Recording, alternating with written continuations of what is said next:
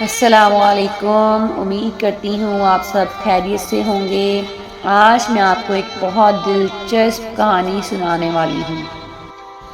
کبھی کبھی زندگی ہمیں ایک ایسے موڑ پر لا کھڑا کرتی ہے جہاں نہ راستہ ہوتا ہے نہ روشنی، صرف دھند ہوتی ہے، دل کے اندر اتری ہوئی گہری دھند۔ یہ کہانی بھی ایک ایسی ہی دھند میں چھپے ہوئے چراغ کی ہے۔ کبھی کبھی ایک اجنبی ہماری زندگی بدل دیتا ہے۔ یہ کہانی ایک ایسے اندھے فقیر کی ہے جو نہ مانگتا تھا نہ بولتا تھا، مگر دل کے دکھ سن لیتا تھا۔ یہ صرف ایک کہانی نہیں بلکہ ایک ایسا احساس ہے، ایک ایسا لمحہ ہے جو آپ کو سوچنے پر مجبور کر دے گا، کیا ہم کسی کی دھند دور کر سکتے ہیں؟ شہر کی ایک گلی میں سردیوں کی صبح ایک بوڑھا فقیر روزانہ بیٹھا کرتا تھا۔ اس کی آنکھوں میں بینائی نہیں تھی، مگر ماتھے پر سکون لکھا ہوا تھا۔ نہ وہ آواز لگاتا تھا نہ وہ ہاتھ پھیلاتا تھا، بس ایک لکڑی کی تختی اس کے سامنے پڑی ہوتی تھی۔ اگر تمہیں دکھ ہو تو میرے پاس بیٹھ جاؤ، اگر تمہیں دکھ ہو تو میرے پاس بیٹھ جاؤ۔ لوگ ہنستے، اس کے پاس سے گزرتے اور کہتے، اندھا فقیر دکھ بانٹے گا کیا؟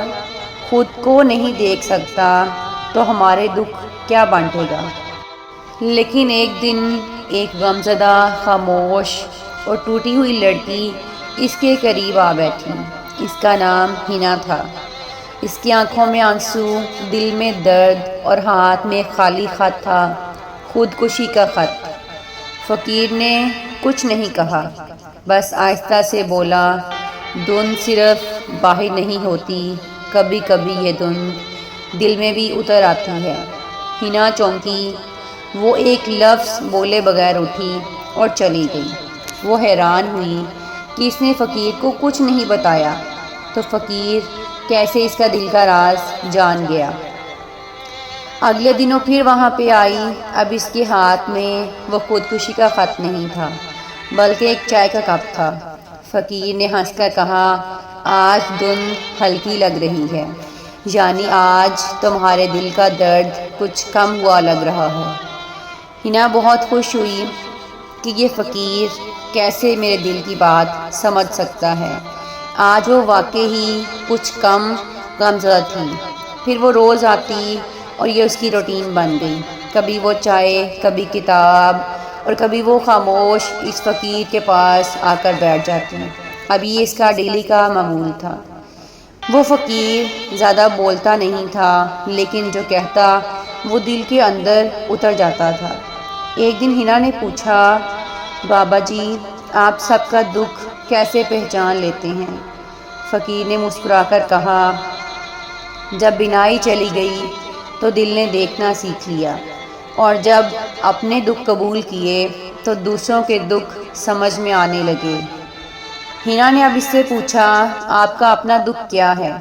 فقیر چپ رہا اور کچھ نہیں کہا، مگر اگلے دن اس نے اپنی ساری کہانی سنائی کہ میرا نام عثمان تھا، میں ایک یونیورسٹی میں پروفیسر تھا، میری ایک بیوی اور ایک پیاری سی بیٹی تھی، اور میری بہت پرسکون زندگی تھی۔ ہم بہت خوش تھے اپنی اس چھوٹی سی زندگی میں۔ ایک دن ہم سفر پر نکلے اور میری گاڑی اچانک حادثے کا شکار ہوئی۔ اس حادثے نے ہم سب کی زندگی بدل دی۔ میری آنکھوں کی روشنی چلی گئی اور میری بیوی اور بیٹی اس حادثے میں ہمیشہ کے لیے مجھ سے جدا ہو گئیں، وہ اس دنیا سے چلی گئیں۔ میرے اندر صرف ایک چیز باقی رہی، انتظار، کہ شاید کبھی کوئی مجھے ایسے دیکھے جیسے میں دوسروں کو دیکھتا تھا۔ میں بھیک نہیں مانگتا تھا، میں چاہتا تھا کہ کوئی میرے دل کا بوجھ ہلکا کرے، کوئی میرے پاس آ کر بیٹھے، میں اسے اپنا حالی دل سناؤں۔ ہنا کی آنکھوں میں آنسو آ گئے، کیونکہ وہ بھی تو یہی چاہتی تھی کہ کوئی اس کے دل کا حال سنے اور اسے تسلی دے۔ اب وہ ڈیلی فقیر کے پاس آتی، بیٹھتی، باتیں کرتی اور اب وہ آہستہ آہستہ زندگی کی طرف آنے لگی تھی، وہ بہت بدلنے لگی تھی۔ وقت گزرتا گیا، اب وہ دوسروں کے لیے وہی بننے لگی جو فقیر اس کے لیے تھا۔ پھر ایک دن اس نے دیکھا کہ فقیر کی جگہ خالی تھی، فقیر وہاں نہیں تھا، صرف اس کی لکڑی کی تختی اور ایک پرچی رکھی ہوئی تھی۔ حنا نے وہ پرچی کھولی تو اس پہ لکھا ہوا تھا، میں چلا گیا کیونکہ اب تم وہ روشنی بن چکی ہو جو لوگوں کو دھند سے نکالے گی۔ اگر کوئی اور ٹوٹا ہوا یہاں آئے تو اسے بس سن لینا، بس سن لینا۔ کبھی کبھی خاموشی سب سے اونچی آواز ہوتی ہے۔ حنا نے نم آنکھوں سے وہ پرچی بند کی اور وہ تختی اٹھائی، دھند میں ایک بار گہری سانس لی اور بیٹھ گئی۔ فقیر کی جگہ اب وہی تختی اس کے سامنے تھی۔ اگر تمہیں دکھ ہو تو میرے پاس بیٹھ جاؤ، اگر تمہیں دکھ ہو تو میرے پاس بیٹھ جاؤ۔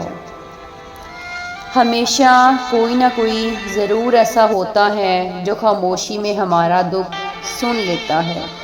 اگر تم خود کسی حادثے سے بچ جاؤ تو کسی اور کے لیے دھند کا دروازہ کھلا رکھنا، کیونکہ ہم سب کسی نہ کسی دن اس دروازے پر کھڑے ہوتے ہیں۔ ہم سب کی زندگی میں کبھی نہ کبھی نہ ختم ہونے والی دھند ضرور چھائی ہوتی ہے۔ ہماری اندھیری راہوں میں وہ چراغ کبھی ہمیں بھی مل جاتا ہے جو روشنی دیتا ہے، مگر وہ چراغ خود جل جل کر ختم ہو چکا ہوتا ہے۔ اگر تمہیں وہ چراغ ملے تو تم کسی اور کے لیے وہی چراغ بن جانا۔ یہی انسانیت ہے، یہی محبت ہے اور یہی اصل انسانیت ہے۔ اگر یہ کہانی آپ کے دل کو چھو گئی ہو تو کسی اور کے دل تک اس کہانی کو ضرور پہنچا دیجیے۔ ہو سکتا ہے وہ بھی کسی دھند میں بھٹک رہا ہو۔ اور سٹوری ٹیلر طیبہ طاہر کو ضرور سبسکرائب کیجیے، کیونکہ یہاں کہانیاں صرف سنائی نہیں جاتی، محسوس کی جاتی ہیں۔ امید کرتی ہوں آپ کو یہ سٹوری بہت اچھی لگی ہوگی۔ خوش رہیں، دعاؤں میں یاد رکھیں اور دوسروں کے لیے آسانیاں پیدا کریں۔ اللہ حافظ۔